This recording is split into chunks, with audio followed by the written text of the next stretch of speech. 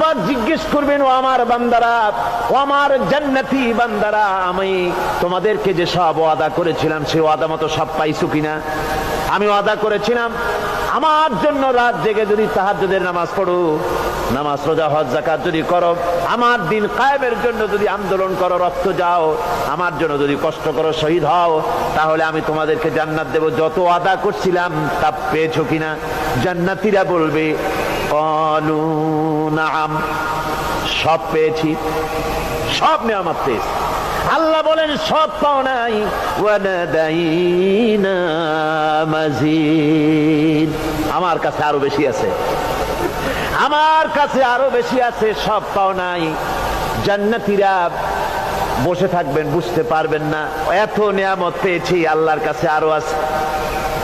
আল্লাহর নবী তখন মুখ খুলবেন, নবীজি বলবেন রব্বুল আলামিন, জান্নাতীরা বলতে সাহস পেতেছে না, সব পেয়েছি ঠিকই, কিন্তু যার জন্য গভীর রাতের আরামের ঘুমকে হারাম করে তাহাজ্জুদের নামাজ পড়েছে, যার জন্য স্ত্রী পুত্র পরিজনের মায়া পরিত্যাগ করে জিহাদের ময়দানে শহীদ হয়েছে, যার জন্য জেল খাটলো, জরিমানা দিল, যার জন্য নির্যাতিত হলো, সে আল্লাহ রব্বুল আলামিনকে তারা এখনো দেখে নাই।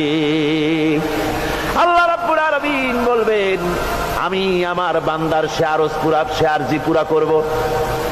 আল্লাহ রব্বুল আলামিন তার সামনের থেকে সমস্ত নূরের পর্দাগুলি সরে যাবে, রব্বুল আলামিন তার বান্দার দিকে, বান্দার সামনে জালুয়া আফরোজ হবেন। আল্লাহ পাক কোরআনে কারীমের ভিতরে বলছেন, উজুহু ইয়াউমাইযিন নাযিরা ইলা রাব্বিহা নাযিরা। বান্দা, আল্লাহ পাক বান্দার দিকে তাকিয়ে থাকবেন, আর সমস্ত বান্দারা আল্লাহ রাব্বুল আলামিনের দিকে তাকিয়ে থাকবে। এই অবস্থায় কত কাল চলে যাবে কেউ টের পাবে না। রব্বুল আলামিন জান্নাতের ভিতরে তোমার জান্নাতীরা যেদিন তোমাকে দেখবে, ওই দিন আমাদেরকেও জান্নাতে একটু জায়গা করে দিও আল্লাহ।